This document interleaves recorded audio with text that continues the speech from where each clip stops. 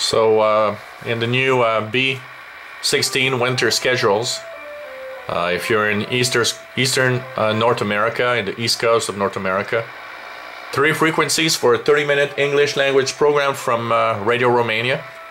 You have, of course, 6170.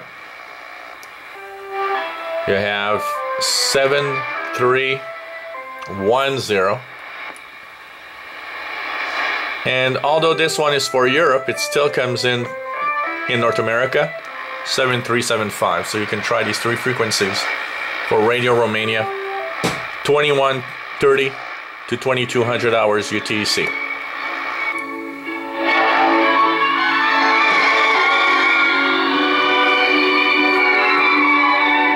This is Radio Romania International. You are listening to our half-hour broadcast in English for listeners in Western Europe and North America, the East Coast. We can also be heard on the internet in WMA, MP3 and AAC Plus formats at www.rri.ro channel 1. You can also find us on Facebook, Twitter, Google+, Flickr, Pinterest, Instagram, LinkedIn, YouTube, Vimeo, Dailymotion, Tumblr and SoundCloud. We wish you good reception conditions.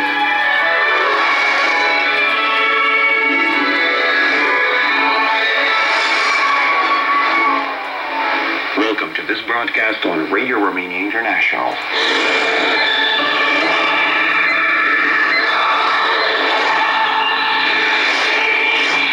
Radio Newsreel.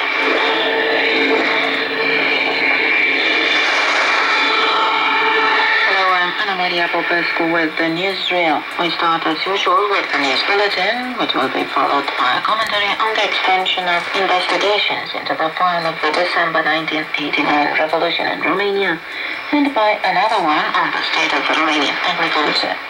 But first, here is the news with Daniel Beats.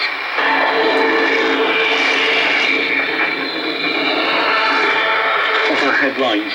Romania will become an important actor on the European digital market, said the European Commissioner for Digital Economy and Society, Winter Oettinger. In Romania, the number of unemployed dropped in September, reaching an all-time low of 5.9%, shows the National Institute of Statistics. The activity of the anti-corruption prosecutors annoys many people who thought they were untouchable. The head of Romania's anti-corruption agency, DNA, Laura Codruța-Căveș, says.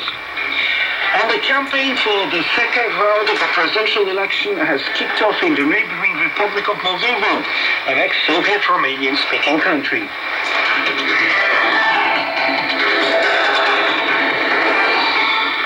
Romania will become a major actor on the European digital market and will contribute to the plan to have a vibrant European Union, according to statements made in Bucharest on Thursday by the European Commissioner for Digital Economy and Society, Winter Oettinger. The European official attended the opening of the Digital Romania Industry 4.0 International Forum, joining President Klaus Iohannis and Prime Minister Dacian Cioloș. The event brings together around 250 representatives of the IT field from both the public and the private sectors.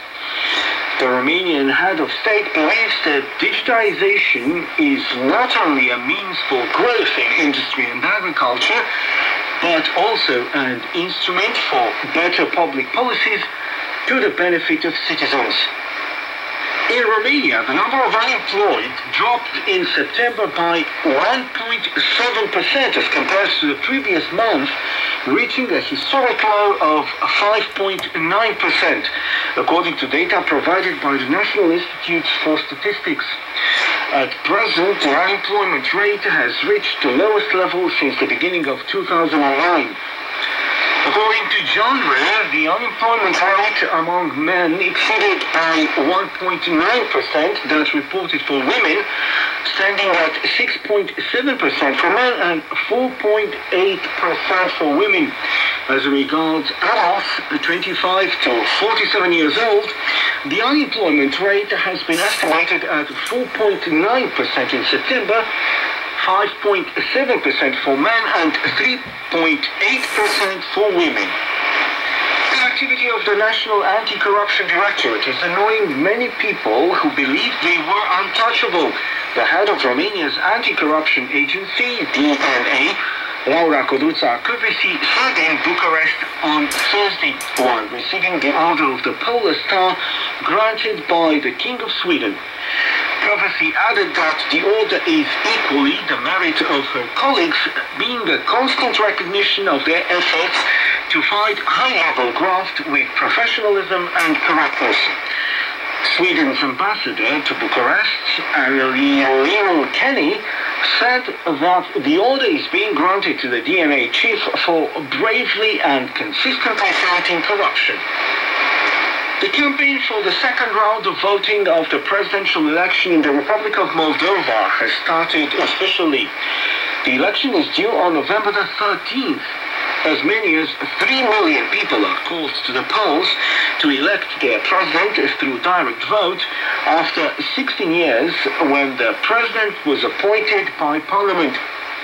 In the first round, the pro-Russian socialist Igor Dodon obtained 48% of the votes, while Maya Sandu got 39%. Analysts say the election has both a political and geopolitical importance. Dodon wants to denounce the integration and free trade agreements with the EU and favors accession into the Russia-Belarus-Kazakhstan Union. In exchange, Maya Sandu wants the reform of the state and the country's European integration. The vote turnout in the first round was almost 49%, the lowest in the history of elections in the Republic of Moldova.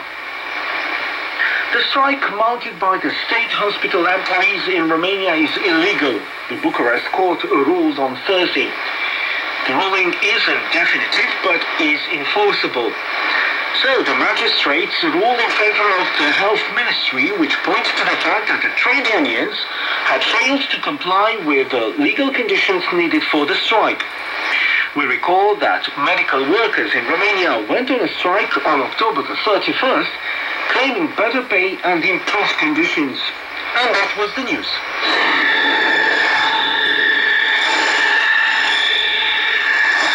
Radio Newsreel continues on Radio Romania International. Army prosecutors from the General Prosecutor's Office have expanded criminal proceedings in the Crimes Against Humanity case related to the 1989 anti-communist revolution in Romania. According to a communique issued by the prosecutor's office, authorities will now also look into events that took place after the 22nd of December 1989. Cristina Matescu has more details. Almost 27 years after the fall of the Ceausescu regime, army prosecutors have expanded criminal proceedings in the so-called revolution case to investigate crimes against humanity committed after the 22nd of December 1989. The armed incidents that took place around the state in many places indicate that there may have been a pre-established plan to put the new leaders in power and legitimize them, reads the communique of the prosecutor's office presented by prosecutor Marian Lazar. Din actul dosarului rezultă că pentru păstrarea puterii, acțiune desfășurate. It transpires from documents that are part of the case that, in order to hold on to power through their actions and measures, the new political and military leadership instated after the 22nd of December 1989 caused the death, gunshot injury, physical and psychological damage, and unlawful deprivation of freedom of a large number of persons, actions that fall into the scope of crimes against humanity. The actions in question point to the existence of a plan aiming to create a state of confusion among the armed forces through a division of the leadership of the Defense Ministry and the issuing of false orders, reports and information, causing people to take to the streets and arming the population to create the impression of a civil war between armed units of the defense ministry, and thus enabled the new leaders to take over power and acquire legitimacy. To carry out the plan, the Romanian television was used to broadcast alarmist and sometimes false reports. Telephone lines were cut, and former army staff loyal to the new political and military leadership were put in charge of the law and order ministries in order to generate a psychological and media war that resulted in many victims. The communique of the prosecutor's office also reads, according to a document from the military prosecutor's office with the High Court of Cassation and Justice, more than 1,200 people were killed in the events of December 1989, of whom 800 died after the 22nd of December when the regime collapsed. More than 5,000 people were wounded and several thousand unlawfully deprived of freedom and subjected to bad treatment. The reopening of the revolution case, which earned Romania a series of convictions at the European Court of Human Rights, comes a few months after interim Prosecutor General Bogdan Licu called for the reopening of the inquiries. According to Licu, the ruling to close the case in October 2015 was ungrounded and illegal, and the legal classification of the deeds was wrong. The Indagra International Agriculture Fair underway in Bucharest is an opportunity for the 25 participating countries to exchange ideas, technology,